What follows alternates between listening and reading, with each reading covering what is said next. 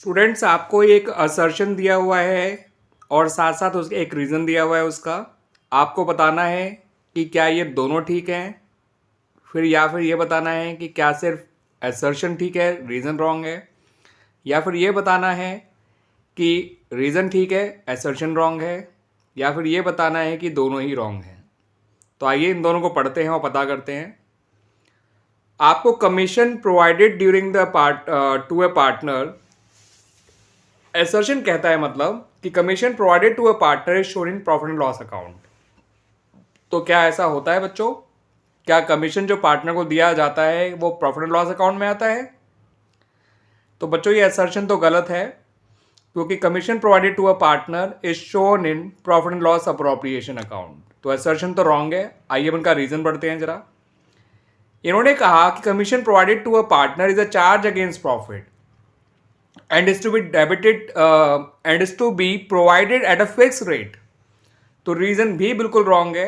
इन्होंने एक तो ये कह दिया रीजन के तौर पे कि कमीशन टू ए पार्टनर एक चार्ज अगेंस्ट प्रॉफिट होता है, ना कि अप्रोप्रिएशन। तो ये गलती है इनकी। ठीक है, रीजन बिल्कुल गलत है ये, क्योंकि कमीशन जो है अप्रोप्रिएशन है, ना कि चार्ज अगेंस्ट प्रॉफिट। क्लियर बच्चों? और ना ही कोई इसका फिक्स रेट होता है देने का। ठीक है, तो इसका मतलब ये दोनों ही assertion as well as reason दोनों ही रॉन्ग है। और जब ये दोनों ही रॉन्ग हैं तो आपका जो ऑप्शन है वो ऑप्शन नंबर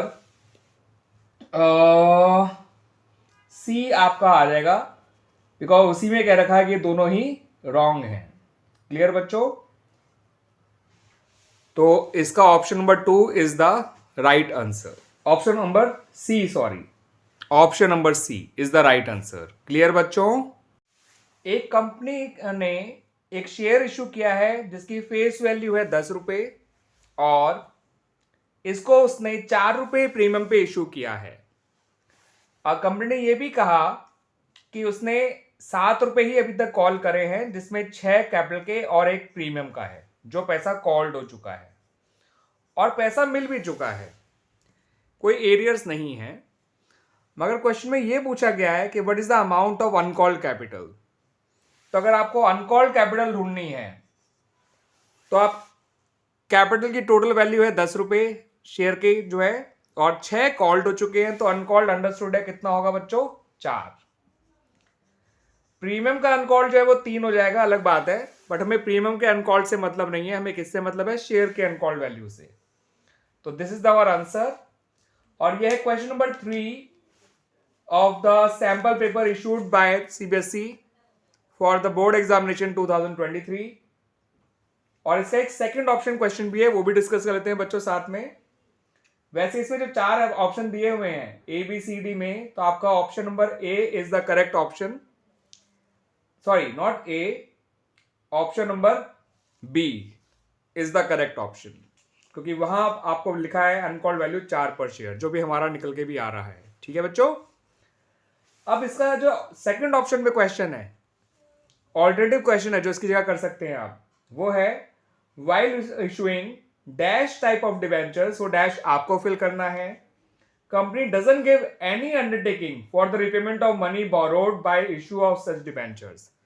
जहां पर कंपनी पैसा लौटाने का कोई अंडरटेकिंग नहीं देती है। तो देखिए इन्होंने 4 ऑप्शन दिए हैं। पहला है जीरो कूपन बॉन्ड, ये जीरो कूपन रेट डिबेंचर्स, दूसरा है नॉन कन्वर्टेबल डिबेंचर, तीसरा है सिक्योर्ड डिबेंचर, और चौथा है नॉन रिड्यूमेबल डिबेंचर्स। तो इसमें बच्चों ऐसे डिबेंचर जिनमें कोई अंडरटेकिंग नहीं देती है कंपनी पैसा लौटाने की, उन्हें कहते हैं नॉन रिड्यूमेबल डिबेंचर्स, जिनके रिडम्पशन के बारे में कंपनी ने कुछ नहीं कह रखा। ऐसे डिबेंचर का रिडम्पशन कंपनी बिल्कुल अपने लिक्विडेशन के टाइम पे करेगी, जब कंपनी वाइंड अप हो रही होगी। बाकी कंपनी इन डिबेंचर का रिडम्पशन कभी नहीं करती है, कोई इन्होंने टाइम फ्रेम मेंशन नहीं कर रखा होता है। तो इसका आंसर ऑप्शन डी है। ये क्वेश्चन नंबर 3 का ऑल्टरनेटिव क्वेश्चन था। तो हमने क्वेश्चन नंबर 3 पूरा डिस्कस कर लिया सीबीएसई सैंपल पर 2023 का। क्लियर बच्चों?